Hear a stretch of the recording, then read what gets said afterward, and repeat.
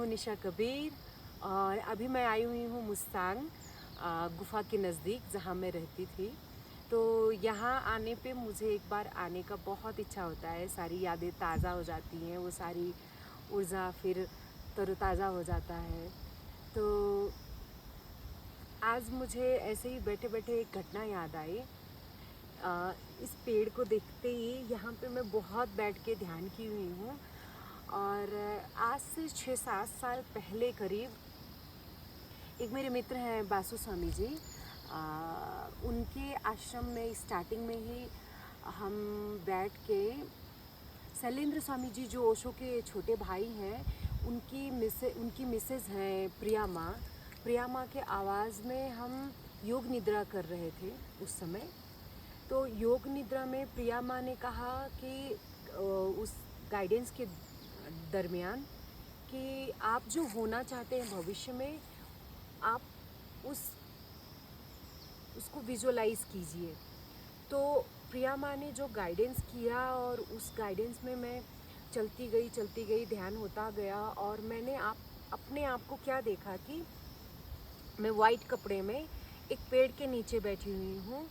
इस तरफ हिमालय है और इस तरफ एक हिमालय है और इस तरफ देवदार का पेड़ है और इधर बड़ा सा पठार है जिसमें 2 झरने हैं, एक उस साइड में और एक इस साइड में। तो ऑनेस्टली इस जगह पे एकदम वैसा ही घटना मुझे एक दिन सहसा दिखा। और उस समय क्या दिखा कि रंग बिरंगी पीले फूल, पर्पल कलर के फूल, सफ़ेद फूल और हरी झाड़ियाँ, एक समतल मैदान, ये सब मैंने उस समय प्रिया माँ के योग निद्रा में देखा जो माँ ने गाइड किया हुआ था। तो जब मैं यहाँ रह रही थी गुफा में ध्यान करने के लिए, तो अक्सर मैं इस पेड़ के नीचे बैठ के ध्यान कर रही थी। और ध्यान करते करते मैंने अपने आप को जिस अवस्था में पहले देखा था कभी, उस अवस्था की घटना मैंने अपने भीतर फील किया और देखा कि जो मैंने 6-7 साल पहले जो चीज़ विजुलाइज किया था, आज वो चीज़ प्रत्यक्ष मेरे सामने है। इधर धौलागिरी पर्वत और इस साइड में नीलगिरी पर्वत, इधर देवदार का रुख, इधर करीबन 300 फीट का पठार है और 2 झरने हैं, एक इस तरफ एक उस तरफ। और ये पूरा समतल भूमि जिसमें हरी घासें हैं, रंग बिरंगी फूल हैं। और मैं उस दिन एक्सीडेंटली मैं वाइट ड्रेस में, वाइट गाउन में मैं यही बैठी हुई थी और जो आभा मेरी बनी हुई थी विजुअलाइज करने के टाइम में, और वही चीज़ मैं अपने आप को यहाँ फील कर रही थी। और मैंने देखा कि आँख खोलती हूँ तो ये घटना मैंने पहले कहीं देखा है, ऐसा याद आया। और मुझे याद आया कि मैं बासु स्वामी जी के आश्रम में एक बार योग निद्रा के समय में ये घटना देख चुकी हूँ और आज एग्जैक्टली अस्तित्व ने वैसा ही सत्य गढ़ दिया है यहाँ पे।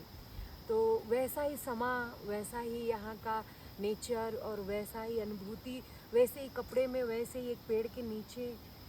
तो एक साधक जब सच्चे मन से कुछ होने का प्रयास करता है और जब विजुअलाइज करता है अपने बारे में, अस्तित्व सच में उस घटना को घटने का अस्तित्व सारा प्रबंध कर देता है, सारा प्रयास कर देता है।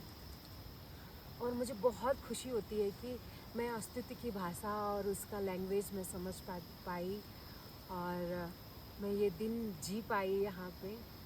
तो जब भी यहाँ आते हैं सब तरोताज़ा हो जाता है, कुछ न कुछ अद्भुत ही याद आता है पहले का घटा हुआ।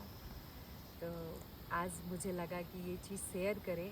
अगर आप अपने जीवन में कुछ अच्छा विजुअलाइज करते हैं तो अपने बारे में जो आप अंतिम क्षण में होना चाहते हैं उस बारे में अपने आप को विजुअलाइज करें, अपने आप को उस अवस्था में देखें, ताकि आपका जीवन जिस लक्ष्य पे पहुंचना चाहता है, जिस चीज़ को उपलब्ध होना चाहता है, उस पे आप जा सके, उस पे आप उपलब्ध हो सके, वो सत्य घटे, अस्तित्व उसका निर्माण करें।